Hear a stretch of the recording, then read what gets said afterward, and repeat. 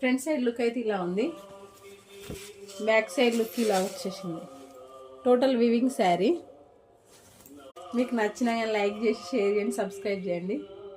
మీరు like share subscribe చేయడం వల్ల ఇంకొంతమంది కూడా నా వీడియోస్ చూసి వాళ్ళకైనా నచ్చి తీసుకుంటారు కదా. Okay, thank you. Please like and share and subscribe.